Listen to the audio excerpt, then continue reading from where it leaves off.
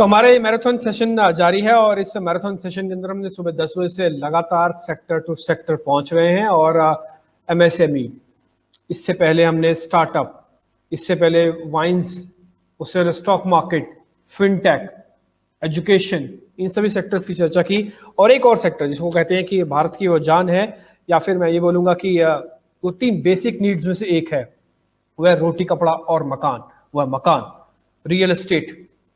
और उसी real estate को लेकर बहुत सारी अनाउंसमेंट्स होती हैं।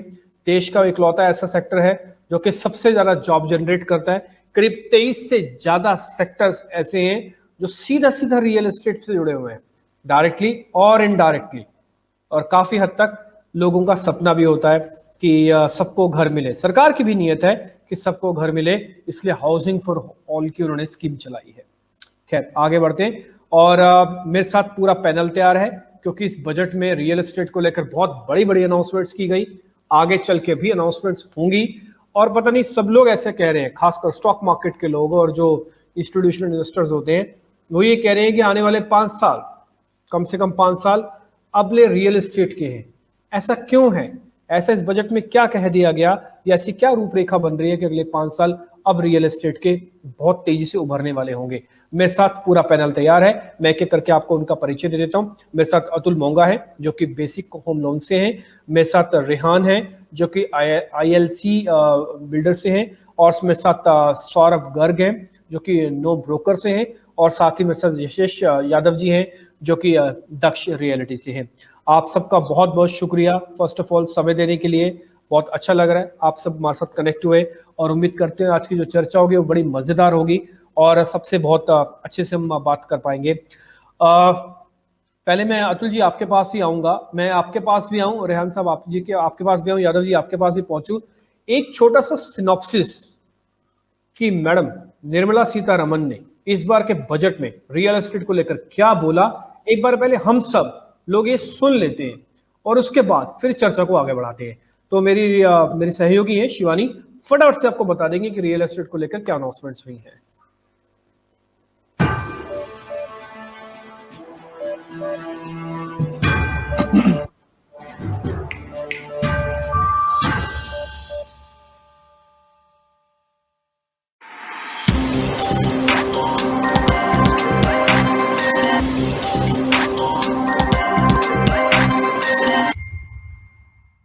रियल एस्टेट की बात करें तो वित्त मंत्री निर्मला सीतारमन ने बजट के दौरान हाउसिंग फॉर ऑल की बात कही। उनका कहना था कि सरकार की प्राथमिकता है housing for all and affordable housing. Covid के चलते रियल एस्टेट सेक्टर को भारी नुकसान झेलना पड़ा था, जिसके चलते रियल एस्टेट सेक्टर की कुछ खास उम्मीदें थी सरकार से। बजट 2021 में ministry of housing and urban affairs को 54,581 करोड़ रुपए जो हैं एलोकेट किए गए हैं। सरकार ने सस्ते मकानों की खरीद के लिए होम लोन पे पड़ने वाले इंटरेस्ट के भुगतान पर 1.5 लाख रुपए की कटौती को 1 साल और बढ़ाकर 31 मार्च 2022 तक करने की घोषणा की है। सरकार का मानना है कि इससे सुस्त पड़े रियल एस्टेट में मांग बढ़ने की गुंजाइश है। बता दें कि 2019 के बजट में भी हाउसिंग लोन पे पड़ने वाले इंटरेस्ट पर 1.5 लाख रुपए की अतिरिक्त कटौती की छूट दी गई थी, जिसे 1 साल और बढ़ाने का प्रस्ताव रखा गया है। सरकार के इस फैसले का रियल एस्टेट सेक्टर जो है वो स्वागत कर रहा है। टैक्स पे जो छूट देने का फैसला है सरकार का, वो काफी आकर्षित है। इससे सरकार का कहना है कि डिमांड बढ़ेगी और रियल एस्टेट सेक्टर जो है उसमें थोड़ी तेजी और गर्मी देखने को मिलेगी। लेकिन अगर सरकार कम इंटरेस्ट रेट पे होम लोन उपलब्ध करवाने का भी कोई फैसला करती, तो शायद ये जो तेजी की जो बात की जा रही है, इसमें थोड़ी और मदद मिल सकती थी।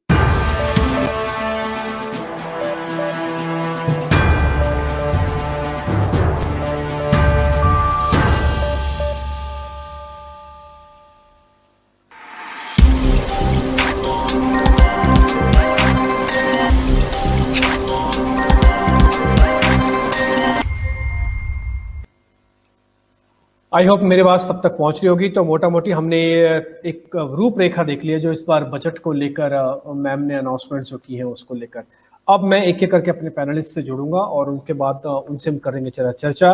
मेरे साथ आज अतुल मोंगा जी हैं, रेहान जी हैं, सौरभ गर्ग जी हैं और यशेश यादव जी हैं। उन सबसे हम चर्चा को शुरू कर रहे हैं।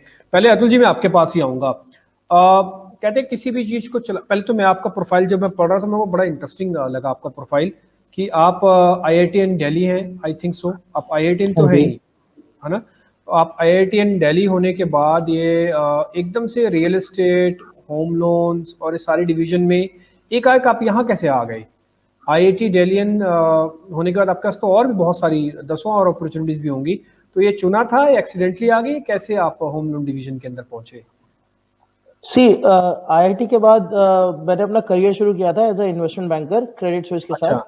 ओके। और अराउंड 6-7 साल वहाँ काम किया। उसके बाद आई वाज इन सिंगापुर। तो सिंगापुर से वापस आने के बाद मेरा था कि मैं इंडियन स्टार्टअप इकोसिस्टम में ही काम करूं। तो एक कंपनी थी रुबिक, मैंने उनके फंड रेज में हेल्प की थी।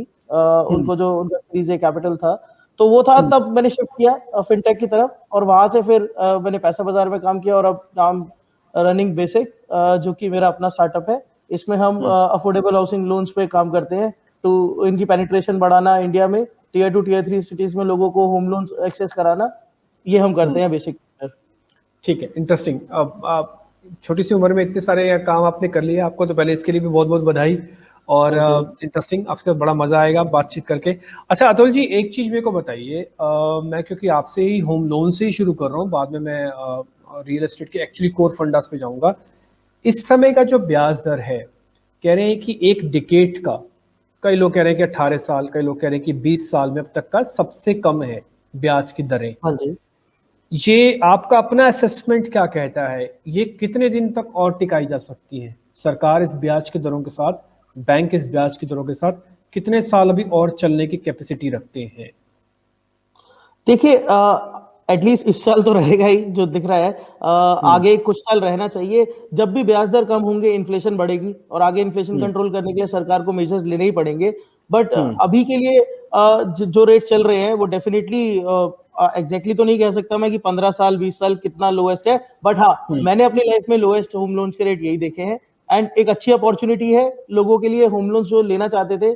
इनफैक्ट होम लोन्स के कई जगह रेट तो इतने कम है, इनफैक्ट कई सर्कल्स में स्टैम्प ड्यूटीज भी कम हो गई थी बीच में, जैसे मुंबई और गुजरात में, कि आपके कई जगह आपके रेंटल रेट्स जो है, जैसे मुंबई जैसे शहर में जहाँ रेंटल बहुत हाई है, रेंटल रेट्स एक अफोर्डेबल होम के EMI के बराबर हो जाएगा।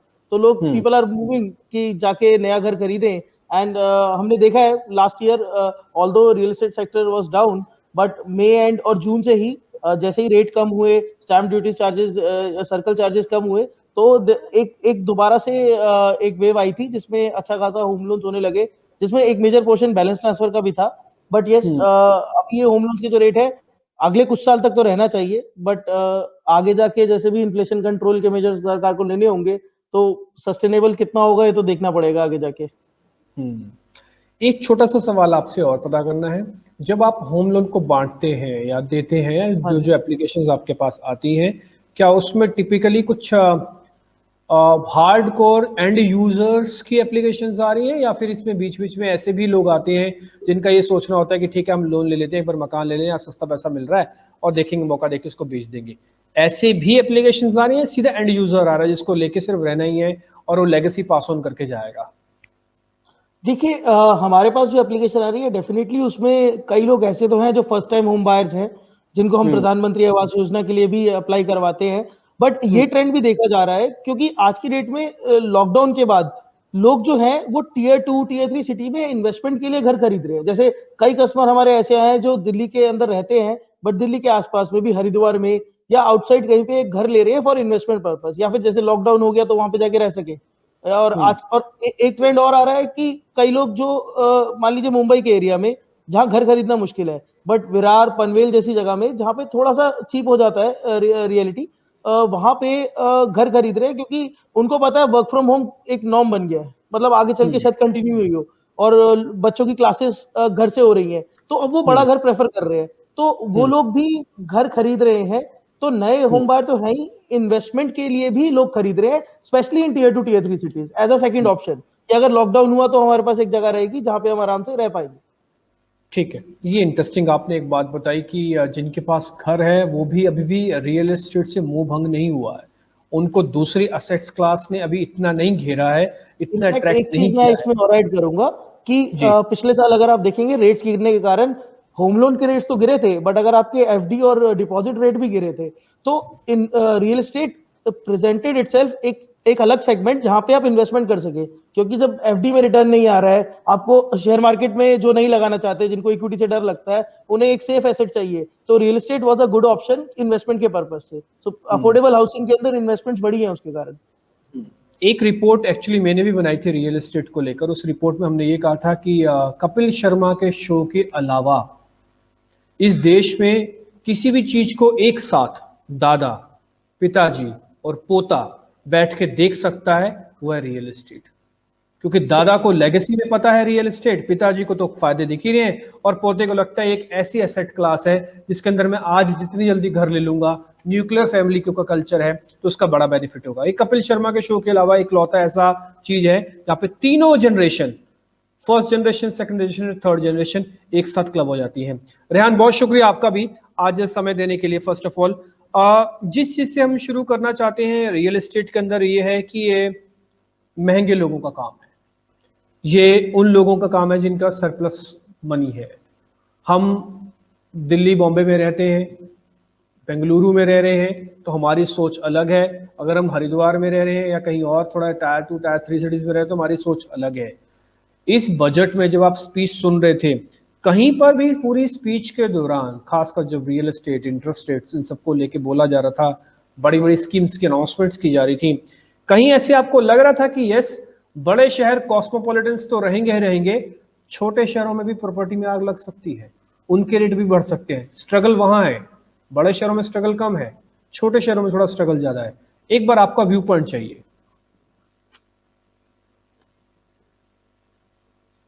रेहान, आपकी आवाज मेरे तक नहीं आ रही है।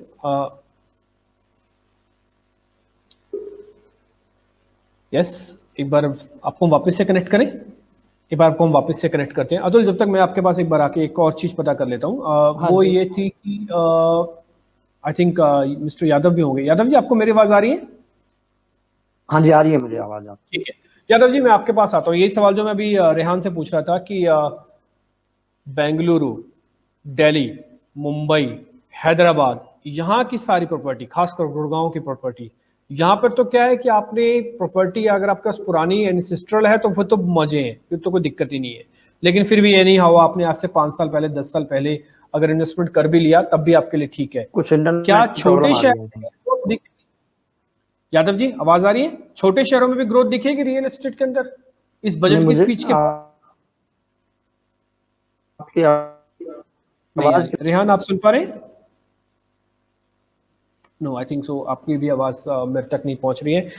And let it do one thing, Atul, आपके पास ही मेरे को वापस आना पड़ रहा है, because some of the questions जो है मेरे को पता करने थे, बट दूसरे एक्सपर्ट से, लेकिन वो अच्छे से प्रॉपर्ली कनेक्ट नहीं हो रहे हैं। बट एनी हाउ, मैं आपके पास एक चीज आपसे और पता करता हूँ। मैं ये छोटे शहरों का सवाल पूछ रहा था, क्या छोटे शहरों में भी वो करिश्मा आ सकता है, हो सकता है? डेफिनेटली। देखिए, इस बजट में एक जो प्रावधान था वो ये था कि इन्वेस्टमेंट जो होने वाली है, और इनफैक्ट डेवलपर्स को लिक्विडिटी मिलने वाली है due to this events and rates. तो आप ये देखिए, एक छोटे डेवलपर के लिए टीयर 2 सिटी में घर बनाना ज्यादा बेटर है।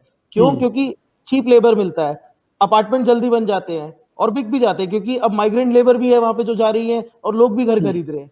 तो इनफैक्ट एक डेवलपर को इंसेंटिव ज्यादा मिलता है एक छोटी सिटी में घर बनाने का, क्योंकि इन्वेंट्री जल्दी बिकती है, घर छोटे होते हैं, फटाफट बनते हैं, लेबर चीप है, और अल्टीमेटली बिल्डर अपनी जो रिटर्न होता है वो जल्दी ले लेता है। बड़े शहरों लेकिन में अतुल, वहां से तो माइग्रेशन हो रहा है। अगर आप आज छोटे शहरों की तरफ देख रहे हैं तो हाँ जी। माइग्रेशन रुका नहीं है। वो माइग्रेशन तो आज भी दिल्ली बॉम्बे में हो ही रहा है, वो आज भी बेंगलुरु में, हैदराबाद में सब माइग्रेशन तो हो ही रहा है। देखिए, माइग्रेशन हो रहा है, मैं मना नहीं कर रहा, बट आज की डेट में लोगों ने लॉकडाउन में एक चीज रियलाइज कर ली है, इनफैक्ट जो LIG और MIG सेगमेंट में है, जो दिल्ली में या मुंबई में आके काम कर रहे हैं, कि यार घर होना चाहिए।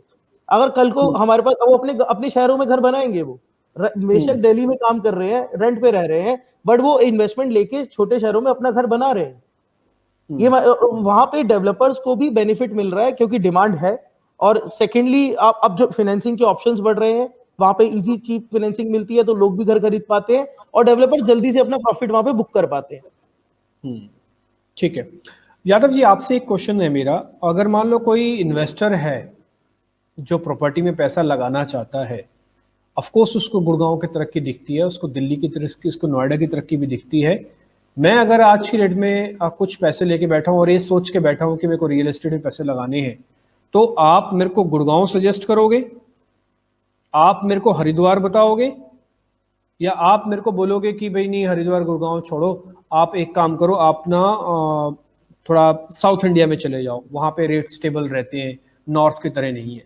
तो आपने सारे मार्केट मोटा मोटी देखी हुई है, क्योंकि आप गुड़गांव में बैठे हो तो सब चीज़ का कंपैरिजन आपसे किया जा सकता है। तो मान लो अगर जो इन्वेस्टर आज की डेट में रियल एस्टेट में, तो उसको सबसे पहले फौरी तौर पर पैसा कहाँ लगाना चाहिए? जहां बड़ी मार्केट है, गर्म मार्केट है, या फिर उभरती हुई मार्केट है?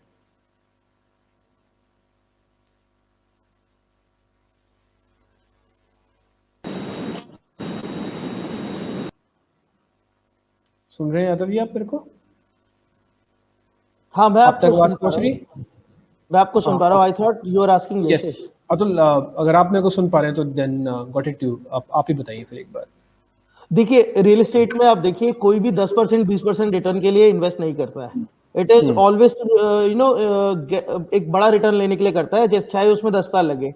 तो मुझे ऐसा लगता है कि अगर मैं इन्वेस्टर हूँ, मुझे पैसा लगाना है, मैं एक उभरती हुई मार्केट में ज्यादा लगाऊंगा, क्योंकि वहां पे स्कोप ज्यादा है, वहां पे आपको पोटेंशियल ज्यादा है। और घर कोई आप खुद सोचिए ना, 4 या 5 साल में खरीद के नहीं बेचता है। बहुत ही कम लोग होंगे जो वैसी इन्वेस्टमेंट करते हैं।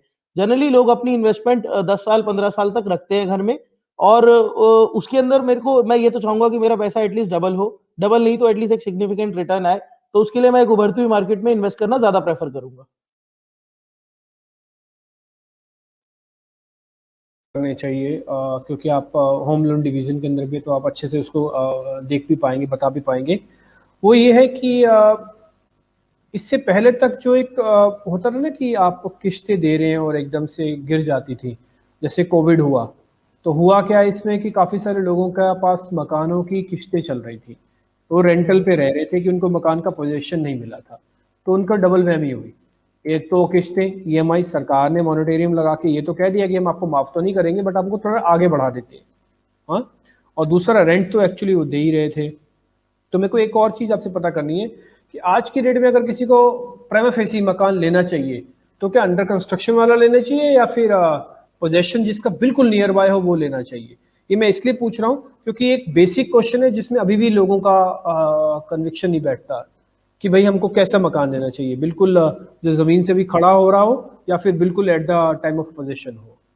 रिक्वायरमेंट छोड़ दीजिए, मेरे को आपका वो वाला मैं लॉजिक नहीं मान सकता कि भाई ठीक है उसमें तो 5 साल लगेंगे और उसमें 1-6 महीने लगेगा। अगर आपको मकान जल्दी चाहिए तो पोजीशन वाला लो। मेरे को सेफ्टी चाहिए, मैं सेफ्टी किस में ज्यादा देखूंगा? देखिए, अगर आप एक अच्छे बिल्डर से बुक करते हैं अपार्टमेंट जो अंडर कंस्ट्रक्शन भी है, तो वहां पे ऐसी प्रॉब्लम तो नहीं होनी चाहिए। अंत में ये डिपेंड करता है कि आपका यूज क्या है। अगर आप देखिए अपनी कंजम्पशन के लिए ले रहे हैं, आपको खुद घर में रहना है, तो मैं तो बोलूंगा कि एक ready to move in apartment जिसमें आपको लॉन्ग टर्म रहना, आपको खुद के लिए रहना है, एक अच्छा ऑप्शन है। क्योंकि आपके सामने पूरी पिक्चर क्लियर होती है, घर कैसा बना है, क्या मटेरियल लगा है, किस तरीके से उसके अंदर एमिनिटीज हैं, आप सीधा खरीद सकते हैं। बट अगर आपके पास आपको इन्वेस्टमेंट पर्पज से लेना है या फिर आप अभी सेव कर रहे हैं घर के लिए, तो कंस्ट्रक्शन लिंक प्लान एक अच्छे बिल्डर से लेना बैड ऑप्शन नहीं है। मतलब आपको उसके अंदर ज्यादा इन्वेस्टमेंट का रिटर्न मिलता है या आपको थोड़ा सस्ता पड़ जाता है वो, क्योंकि जो बना हुआ अपार्टमेंट है वो obviously ready to move in थोड़ा महंगा ही मिलेगा, उसमें प्रीमियम भी लगा होगा, किसी ने पहले खरीदा उस पर वो अपना रिटर्न देख रहा होगा। तो अगर आपके पास बजट कॉन्स्ट्रेंट्स है, आप मतलब रेंट के साथ एक ईएमआई अफोर्ड नहीं कर सकते, तब तो आपको रेडी टू मूव इन वैसे ही लेना पड़ेगा। तो ये पर्सन टू पर्सन रिक्वायरमेंट पे डिपेंड करता है। बट अगर मेरे पास पैसा है तो मैं रेडी टू मूवमेंट लेना पसंद करूंगा, क्योंकि मेरे सामने पूरे घर की पिक्चर क्लियर है। जैसे मैंने पहले कहा कि मेरे को पता है मैं क्या खरीद रहा हूँ। और आजकल तो कई जगह हो रहा है कि पोजेशन मिलने में डिले हो जाता है, और तो उसके कारण लोगों को बहुत नुकसान उठाना पड़ता है, क्योंकि वो अपनी ईएमआई बंद कर नहीं सकते और रेंट भी जा रहा है। ठीक, रेहान, आई थिंक सो कि आपको मेरी आवाज आ रही होगी। एक बार आप कुछ बोलेंगे? नहीं, आपको, मैं तो आप तक हूँ ऑडिबल, आपकी आवाज मेरे तक नहीं आ रही है। ठीक है, यादव जी एक बार आप भी टेस्ट कर लीजिए, आपको मेरी आवाज आ रही है अब साफ? जी, मेरे को आपकी आवाज आ रही है। ठीक है, अब आपकी आवाज भी मेरे को काफी हद तक साफ सुनाई दे रही है। यादव जी एक छोटी सी चीज मेरे को आपसे और पता करनी थी कि जो भी अनाउंसमेंट्स हो रही हैं रियल एस्टेट्स को लेकर, हाँ जी, मेरे को आपकी आवाज हाँ जी, अब मेरे को आपकी आवाज आ रही, बताइए। ठीक है, तो जो भी अनाउंसमेंट्स हो रही हैं सर अभी रियल एस्टेट्स को लेकर, आपको लग रहा है कि जो कॉस्मो सिटीज हैं उसमें दाम नहीं गिरने वाले जल्दी जल्दी? ये बॉम्बे, दिल्ली, गुड़गांव के मार्केट के दाम अभी जल्दी जल्दी नहीं गिरेंगे, नोएडा के दाम अभी जल्दी जल्दी नहीं गिरेंगे?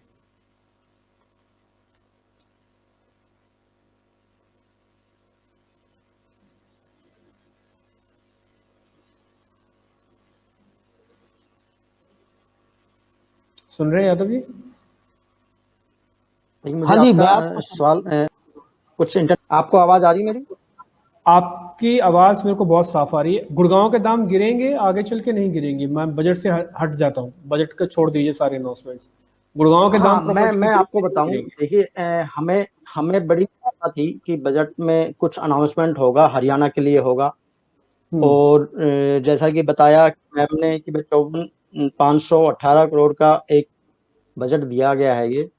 हम्म। बट हमें ऐसा लगता है गुड़गांव में जो हालात हैं, एनसीआर की भी बात करूं तो हम्म। नोएडा काफी कुछ इंफ्रास्ट्रक्चर वाइज अच्छा है। हम्म। बट अगर मैं बात गुड़गांव की करूं, हाँ, कुछ प्रोजेक्ट ऐसे हैं जो पिछले 10-12 साल से पेंडिंग चल रहे हैं इंफ्रास्ट्रक्चर के, जिनके चलते जो बिल्डर के प्रोजेक्ट हैं वो अटके हुए हैं।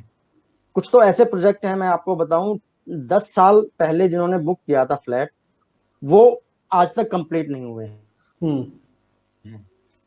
तो एक जो बायर की एक सोच थी कि भाई गुड़गांव मिलेनियम सिटी है, वो सोच कहीं ना कहीं डिस्टर्ब हुई है लोगों की। हम्म। पीछे पीछे गवर्नमेंट का प्लान आया था कि जो प्रोजेक्ट 8-10 साल से अटके हुए हैं, जिनकी 95% को पेमेंट जा चुकी है, उनको गवर्नमेंट टेक ओवर करेगी। बट इस पे अभी भी क्लियरिटी नहीं है। जो पैकेज दिया गया है उसमें इन लोगों के लिए कुछ दिया जाएगा या नहीं दिया जाएगा, क्योंकि जो लोग पिछले 10 सालों से फंसे हैं वो 95% पेमेंट कर चुके हैं, और बिल्डर हम्म। अपनी तरफ से हाथ खड़े करके चला गया, दौड़ गया, तो मैं इसको पूरा नहीं कर सकता हूँ। तो इसमें हमें क्लियरिटी यादव नहीं जी, है। रेरा अगर का, मैं बात ग्राउंड की करूँ यहाँ, रेरा का कोई फर्क पड़ा है? रेरा का कोई फर्क पड़ा है, रेरा का? रेरा का फर्क ऐसा है जी, कुछ हमारे प्रोजेक्ट ऐसे हैं जो जिन पे रेरा एप्लीकेबल नहीं है। जिन पे रेरा एप्लीकेबल है, जो 2014-15 के बाद के प्रोजेक्ट है, उन पे रेरा एप्लीकेबल है। कुछ ऐसे भी प्रोजेक्ट है जो ऑलमोस्ट कंप्लीट हो चुके हैं बट हैंडओवर नहीं हुए हैं, तो उन पे रेरा रेरा एप्लीकेबल नहीं है। दूसरा, रेरा भी इतना स्लो है कि आप रेरा में चले भी जाओगे तो भी आपको राहत नहीं मिलेगी। उसके बाद बिल्डर के पास हाई कोर्ट जाने का ऑप्शन होता है और भी आगे जाने का ऑप्शन होता है। तो वो भी एक, रेरा भी एक तरीके से मैं कहूँ तो में कि एक कठपुतली बन के रह गया है, जो कि सिर्फ बिल्डर के फेवर में ही काम करेगा। आम आदमी तो पहले भी दौड़ रहा था, अब भी दौड़ रहा है, सपनों का घर जो उनको लगता था कि मेरा तो मिलने वाला है, लेकिन ऐसा धरातल पे हमें नजर नहीं आता है।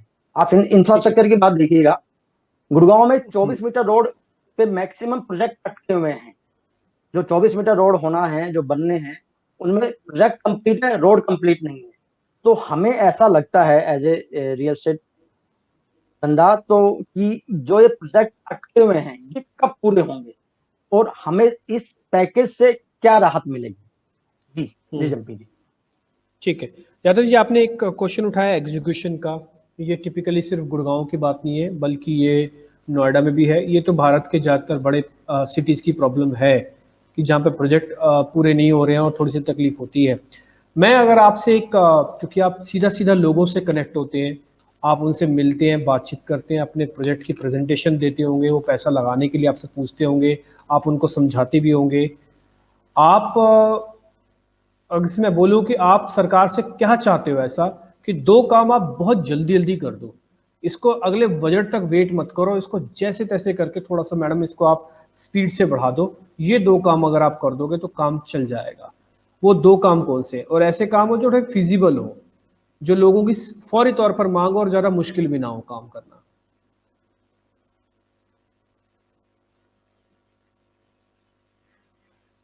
अभी आपने मेरे से पूछा। जी जी, आपसे ही है सर ये सवाल, यादव जी आपसे ही है सवाल ये। हेलो जी जी, एक बार मुझे आप दोबारा रिपीट करेंगे प्लीज। सर, दो ऐसी चीजें जो आपको लग रहा हो कि फौरी तौर पर एकदम से की जा सकती हो, जिसका फायदा आपको एकदम से मिलेगा, जो आप चाहते हैं कि सरकार जल्दी कर दे, फायदा जल्दी मिल जाए उसका। देखिए, मैं ये समझता हूँ, जितना मुझे समझ में आया आपका सवाल, कि जो प्रोजेक्ट जिनमें 95% पेमेंट बिल्डर को बंदे दे चुके हैं, उनमें गवर्नमेंट का डायरेक्ट इन्वॉल्वमेंट होना चाहिए।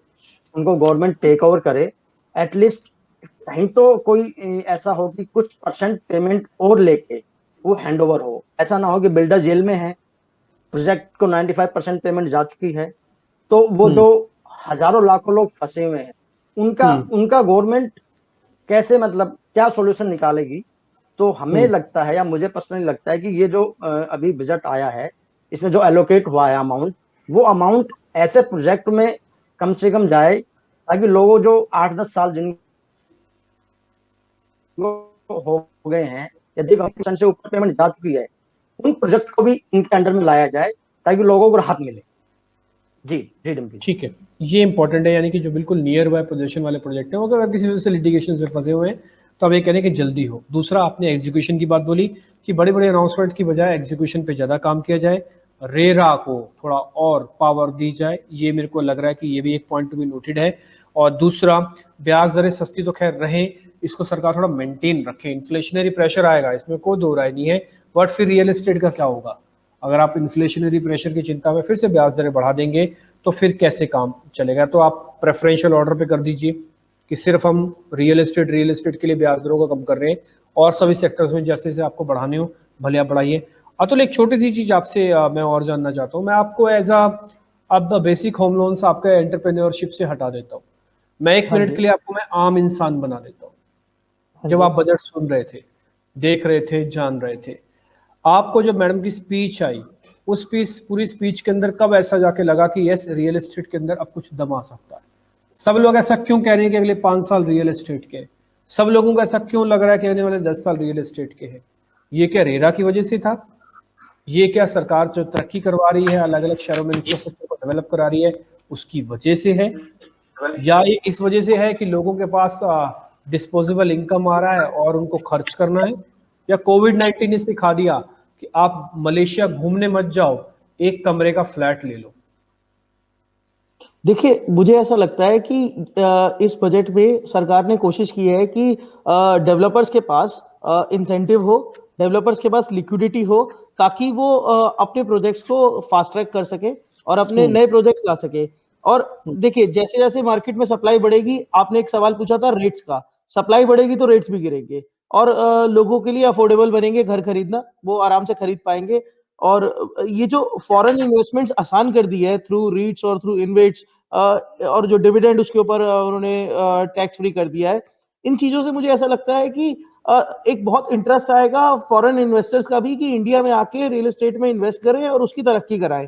तो उसके कारण मेरे ख्याल से लोग कह रहे हैं कि अगले 5 साल रियल एस्टेट देखने लायक होगा, क्योंकि अब क्या होगा कि हम खुद से नहीं कर रहे हैं, हम बाहर से भी सीख रहे हैं। बाहर के लोग आके भी हमारे में इन्वेस्ट करेंगे, हमारे रियल एस्टेट डेवलपर्स को और कंपनीज को प्रमोट कराएंगे, जिसके कारण मुझे लगता है कि सिर्फ इन्वेंट्री नहीं, टेक्नोलॉजिकली भी हम स्ट्रेंथन होंगे। जैसे घर बनाने की जो टेक्निक्स है वो भी स्ट्रेंथन होगी, इंफ्रास्ट्रक्चर में इन्वेस्टमेंट हो रहा है तो आपको अच्छे घर मिलेंगे, बेहतर सिटीज मिलेंगी, तो उसके कारण खपत बढ़ेगी और मुझे लगता है कि अफोर्डेबिलिटी भी आएगी। तो अगले 5 साल डेफिनेटली देखने लायक है and I think real estate का एक अच्छा सेगमेंट उभर के आना चाहिए अगले 5 से 6 साल में। अतुल, आप जब लोन बांटते हैं तो आपको डर नहीं लगता कि किसी प्रोजेक्ट ये वापस एक आम्रपाली का प्रोजेक्ट ना हो जाए? ये लोन बांट रहे हैं, पता नहीं ये वापस जेपी का प्रोजेक्ट ना हो जाए, पता नहीं ऐसा कोई ऐसा प्रोजेक्ट है जिसमें बड़ी इन्वेंट्रीज हैं, बड़ा विच टाउन जैसी हैं, बड़े बड़े शहर हैं, कहीं डूब ना जाए? आपको डर लगता है? देखिए, जनरली डर तो रहता ही है, बट लेंडिंग में वो रहेगा ही, क्रेडिट के पैरामीटर्स रहते हैं जिसके देख के ही लोन दिया जाता है। बट हमारे सेगमेंट में देखिए, हम अफोर्डेबल सेगमेंट में ज्यादा काम करते हैं। अफोर्डेबल में एक चीज अच्छी है कि कस्टमर की साइड से डिफॉल्ट कम होता है, क्योंकि इस सेगमेंट में कस्टमर का यही एसेट आप समझ लीजिए, पूरी लाइफ की अर्निंग उसकी उसका घर है जो वो अपने बच्चों को देके जाता है। तो इस सेगमेंट में एटलीस्ट कस्टमर की तरफ से विलफुल डिफॉल्ट नहीं होते। 30 टू 90 डेज की बकेट में बेशक केस चला जाए, बट उसके बाद कस्टमर अपने आप रीपे करना शुरू करता है। मतलब कस्टमर की खुद की शायद हालत वैसी हो कि वो ईएमआई नहीं दे पा रहा, बट बिल्कुल नहीं होता, जो हमारे लिए अच्छा है। आपने जो पूछा डेवलपर की साइड से, डेफिनेटली वो डेवलपर की लिस्ट देखी जाती है पहले से। हर बैंक जो है वो चेक करता है डेवलपर का बैकग्राउंड, उसके बेसिस पे ही लीगल और टेक्निकल अप्रूवल करा के ही लोन दिया जाता है। रिस्क तो है, बट वो तो रियल एस्टेट में हमेशा रहेगा ही। नहीं ठीक है, रियल एस्टेट का रिस्क है, अपना कैलकुलेटेड रिस्क होता है, ये स्टॉक मार्केट की तरह नहीं होगा। और यहाँ पे कम से कम एप्रिसिएशन और डेप्रिसिएशन की अपनी एक मर्यादा है। हाँ जी, एक टेंजिबल एसेट्स होता है जो कि एक्चुअली में स्टॉक मार्केट के अंदर जी। आपको इंटेंजिबल एसेट्स का जो फीलिंग होती है वो आपको दिखती है। यादव जी, अगर आपको मेरी आवाज थोड़ी साफ से आ रही है तो आप मेरे को ये बता सकते हैं कि आने वाले दिनों में दाम यही रहेंगे या फिर दाम बढ़ भी सकते हैं, खासकर गुड़गांव के मार्केट या एनसीआर के मार्केट के?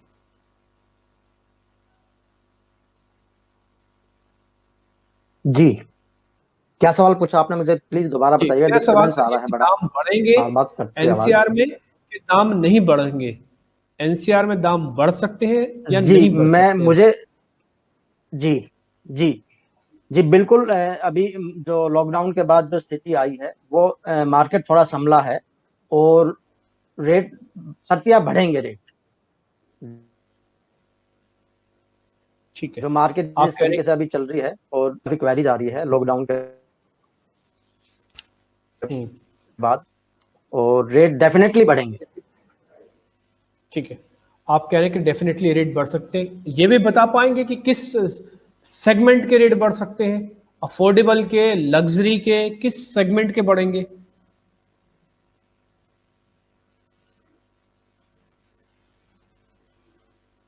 शायद आवाज आप तक मेरी साफ नहीं आती होगी। ठीक है, अतुल जी बहुत बहुत शुक्रिया, thank you very much. Yadav ji आपका भी बहुत बहुत शुक्रिया, थैंक यू वेरी मच। आज मजा आया आप दोनों से ही बातचीत करके, और उम्मीद करते हैं कि आगे चल के कम से कम रियल एस्टेट जो कि भारत की जान जैसा माना जाता है उसको सरकार ज्यादा डिस्टर्ब जी। नहीं करेगी। बहुत बहुत शुक्रिया, थैंक यू वेरी मच कार्यक्रम में जुड़ने के लिए, thank you very much, thank you. तो फिलहाल ये हमारा मैराथन सेशन था जो हमने सुबह 10 बजे से शुरू किया था, अब बज चुके हैं 3:30। तो उम्मीद करते हैं कि इस सेशन में आपने एंजॉय किया होगा। 7 सेक्टर, 7 अलग अलग थीम, उभरते हुए सेक्टर्स थे, बेहतरीन सेक्टर्स थे जिसको लेकर एक्सपर्ट्स के पैनल का आपने व्यू पॉइंट सुन लिया। नमस्कार।